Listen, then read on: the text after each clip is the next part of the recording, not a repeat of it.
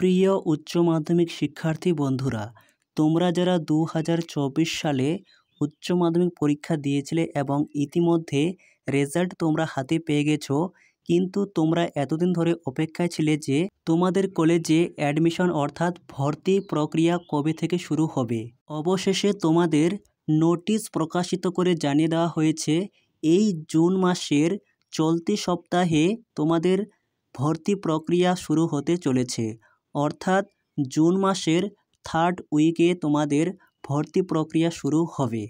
তবে জুন মাসের তৃতীয় সপ্তাহের কত তারিখ থেকে তোমাদের ভর্তি প্রক্রিয়া শুরু হবে তাও ইতিমধ্যে জানিয়ে দেওয়া হয়েছে।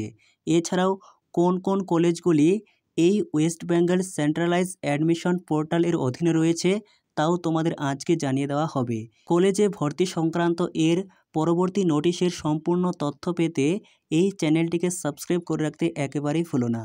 তাহলে শুরু করা যাক আজকের ভিডিওর মূল আলোচ্য বিষয়। বন্ধুরা, স্ক্রিনের উপর তোমরা দেখতেই পাচ্ছ West Bengal centralise admission portal 2024। এই পোর্টালেই তোমাদের নোটিশ করে জানিয়ে দেওয়া হয়েছে তোমাদের ভর্তি কবে থেকে শুরু হতে চলেছে।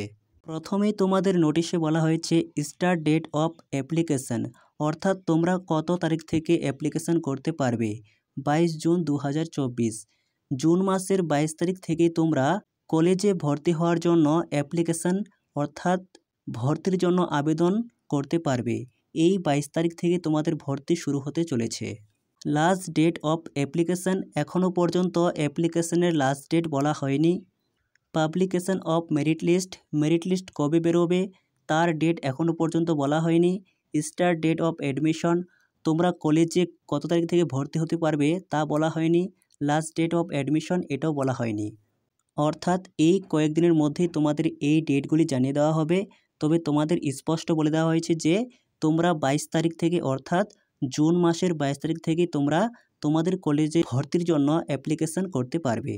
এরপর দেখে নাও কোন কোন কলেজগুলি এই WBCAP পোর্টালের অধীনে রয়েছে।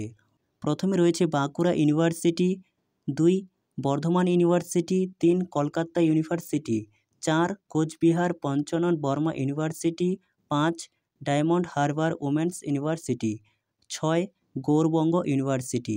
এ প্রসঙ্গে বলে রাখা ভালো, এই যে তোমরা ইউনিভার্সিটিগুলো দেখতে পাচ্ছ এই ইউনিভার্সিটির অধীনে আবার অনেকগুলো কলেজ রয়েছে।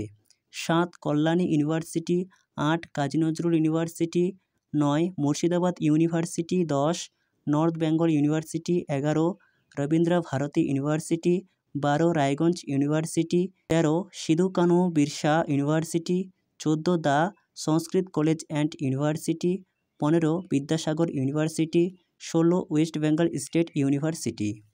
অর্থাৎ এই 16টি college west Bengal centralise admission পোর্টালের অধীনে রয়েছে। উদাহরণস্বরূপ যেমন গৌরবঙ্গ ইউনিভার্সিটি, এই ইউনিভার্সিটির অধীনে অনেকগুলি কলেজ রয়েছে, প্রায় 28টি।